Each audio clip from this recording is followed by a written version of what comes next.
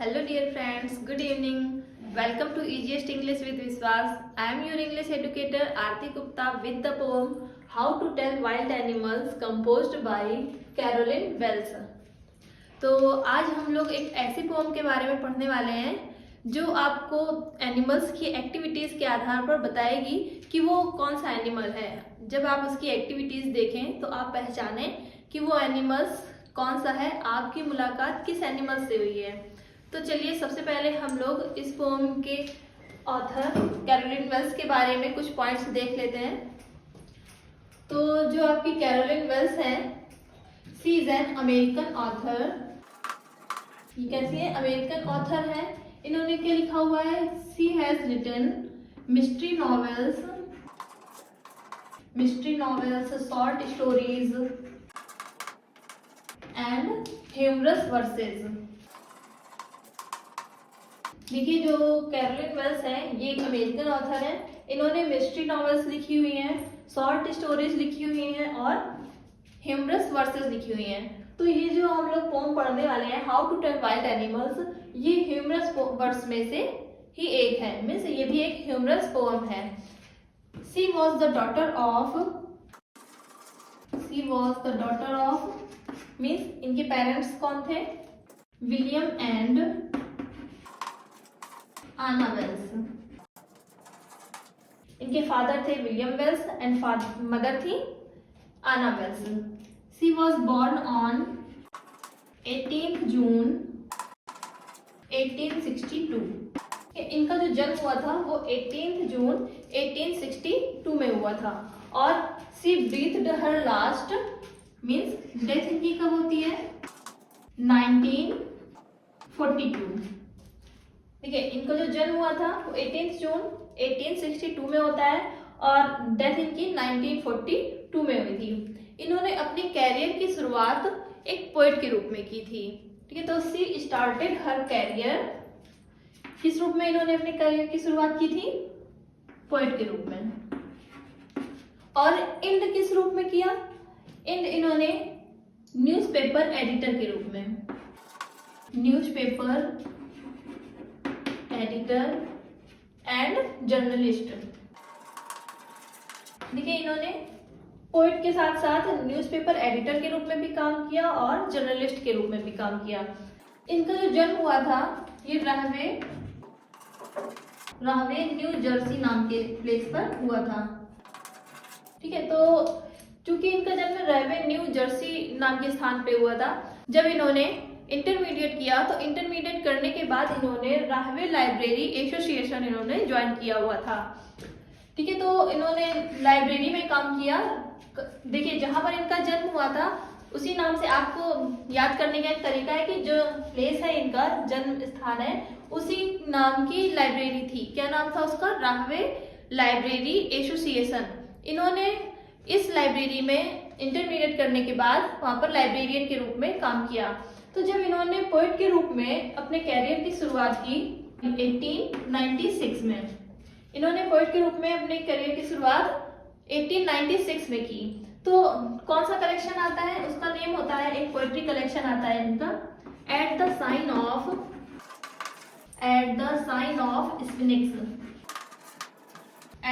Of स्फिनिक्स।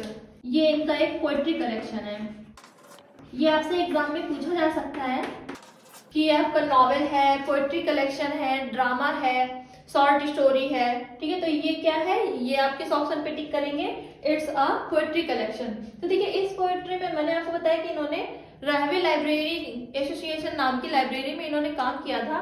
तो जब इनका ये कलेक्शन आता है तो इस कलेक्शन में इन्होंने जो लाइब्रेरियन के रूप में वर्क किया था वो एक्सपीरियंस यहाँ पर उन्होंने इस कलेक्शन में, इस पोएट्री में उन्होंने शेयर किया हुआ है। देखिए, इन्होंने न्यूज़पेपर एडिटर के रूप में भी काम किया है। इन्होंने एक एनिमल्स अल्फाबेट नाम की इन्होंने एक न्यूज़पेपर सीरीज स्टार्ट की थी। क्या नेम था उसका? Animals alphabet. ये जो है ये एक न्यूज़पेपर सीरीज थी। ये जो है ये एक न्यूज़पेपर सीरीज थी जो कि इन्होंने स्टार्ट की थी। इनके द्वारा एडिट किया हुआ जो लास्ट न्यूज़पेपर सीरीज है वो है flossy frills helps out. Flossy frills helps out. कि ये भी एक न्यूज़पेपर सीरीज है, लेकिन ये इनका कैसा न्यूज़पेपर सीरीज है, लास्ट इनका, जो कि पोस्टमसली पब्लिश हुआ था। पोस्टमसली इनकी मैंने आपको बताई थी कि इनकी जो डेथ है वो कब हुई थी, 1942 में हुई थी। तो ये पोस्टमसली 1942 में ही, लेकिन इनकी डेथ के बाद एक अमेरिकन वीकली नाम की एक मैगजीन में इनकी ये न्यूज़पेपर सीरीज पब्लिश होती है। कब पब्लिश होती है, 1942 में posthumously means after death.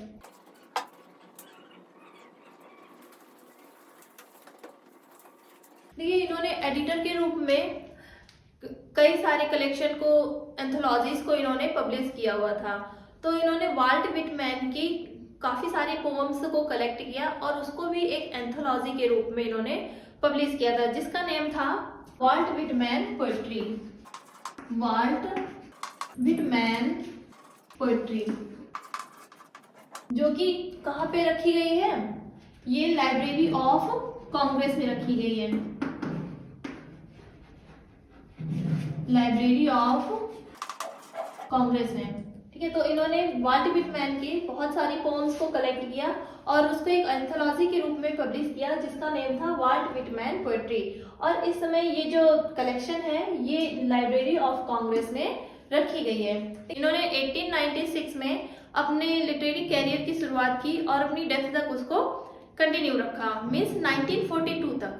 Means इनका जो लिटरेरी एरिना रहा वो कितना रहा, 46 ईयर का रहा। तो इन्होंने 46 ईयर के लिटरेरी एरिना में इन्होंने 170 बुक्स को प्रोड्यूस किया है। तो इनकी बुक्स का नंबर देख करके आप समझ सकते हैं, इमेजिन कर सकते हैं कि इन्होंने कितनी बड़ी मात्रा में राइटिंग की है। तो इन्होंने कितनी बुक्स लिखी हैं, प्रोड्यूस की हैं, 170 बुक्स। इन्होंने 170 बुक्स लिखी हुई हैं। देखिए इनकी एक 1937 में ऑटोबायोग्राफी आती है, जिसका नेम था rest of my life. Rest of my life, ये इनका ऑटोबायोग्राफिकल वर्क है, जो कि 1937 में आता है। ये कैसा वर्क है, ऑटोबायोग्राफिकल। देखिए ये जो भी मैं आपको पॉइंट्स बताती हूँ, ये सारे ही पॉइंट्स आप लोगों को माइंड में रखने होंगे, क्योंकि इन्हीं पॉइंट से आपके एग्जामिनेशन में क्वेश्चंस बनते हैं, इन्हीं से आपके एमसीक्यूज बनते हैं। एक इसी से कोई पॉइंट ले लिया जाएगा और उसके 4 ऑप्शन अलग से दे दिए जाएंगे, जिसमें से आपको टिक करना होगा। तो आप लोगों को ये सारे ही पॉइंट्स माइंड में रखने होंगे।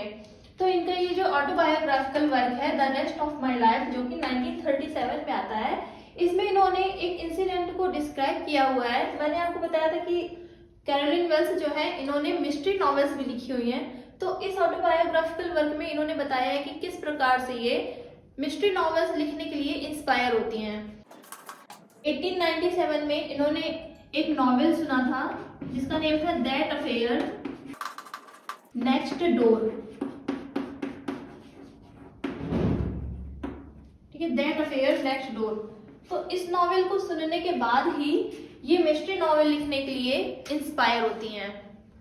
तो ये कुछ पॉइंट्स थे हमारे कैरोलिन वेल्स के बारे में। अब चलिए हम लोग अपनी poem how to tell wild animals के बारे में कुछ पॉइंट्स डिस्कस कर लेते हैं। देखिए जैसे मैंने आपको बताया कि इन्होंने ह्यूमरस वर्सेस लिखी हुई हैं, ह्यूमरस पोएम्स लिखी हुई हैं। तो ये जो आपके how to tell wild animals है, ये भी एक ह्यूमरस पोएम है। It's a humorous poem. It's a humorous poem. There are 6 stanzas.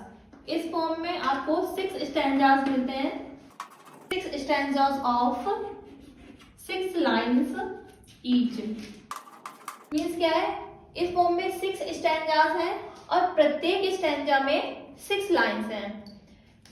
अगर हम इसके स्टैंजा पैटर्न की बात करते हैं तो इसमें 2 प्रकार के स्टैंजा पैटर्न मिलते हैं। एक है आपका सेस्टा रिमा, नेक्स्ट है सेस्टिना। ठीक है, दोनों ही पैटर्न के बारे में हम लोग डिस्कस कर लेते हैं। सेस्टा रिमा क्या होता है? Sesta rima is a stanza of 6 line. ठीक है, ये भी आपका 6 लाइन का स्टैंजा होता है।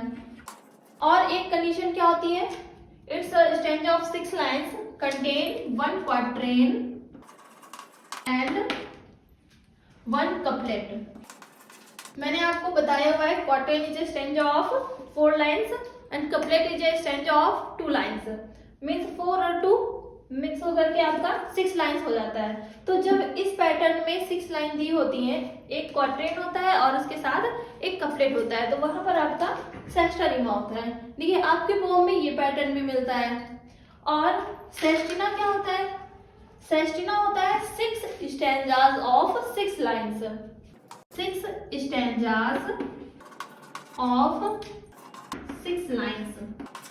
ठीक है, तो सेस्टिना में क्या होता है, 6 स्टैंजाज होने चाहिए और सभी 6 लाइन के होने चाहिए।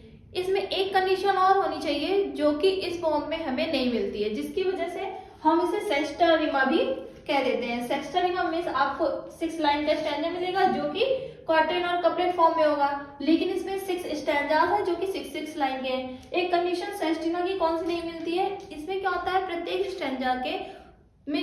स्टैंजा की जो फर्स्ट लाइन होती है वही लास्ट लाइन भी होनी चाहिए, जो कि इस कंडीशन में ये चीज फुलफिल नहीं होती है। तो लेकिन अगर हम बात करेंगे तो दोनों की ही क्वालिटीज मिलती हैं।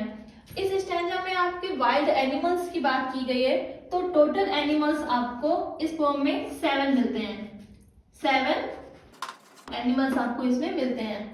तो इस पोम को जो हम लोग टेक्स्ट वाइज स्टडी करेंगे तो आप लोग देखेंगे कि इस पोम में आपको कैरोलिन वेल्स ने बहुत ही ह्यूमरस तरीके से बताया है कि किस प्रकार से आप जब एनिमल्स से मिलते हैं, बाय चांस मिल जाते हैं आप, ठीक है, आप कहीं जा रहे हैं, आप जानबूझ करके नहीं मिले लेकिन आप से वो एनिमल्स मिलने आ गया, ठीक है, आप बहुत पसंद आ गए उसको, तो वो एनिमल्स आपसे मिलने आ गया। और जब आप उसकी एक्टिविटीज देखते हैं तो आप कैसे पहचानेंगे कि आपको किस एनिमल्स के द्वारा खाया जा रहा है, ठीक है, आपकी नोबल डेथ किस नोबल बीस्ट के द्वारा हो रही है। तो आप अगर मृत्यु को पहुंच रहे हैं, ठीक है, तो उसके बाद आपको पता होना चाहिए ना कि आप किस एनिमल्स के द्वारा मारे गए हैं। ये जो पोम है अब हम लोग इसकी study text wise next video में करेंगे। तो ये डिटेल आप लोग अपने माइंड में रखिए, इन पॉइंट्स को याद करिए। और आप लोगों को वीडियो पसंद आ रहा है तो please like and share this video and please subscribe my channel. Thank you very much.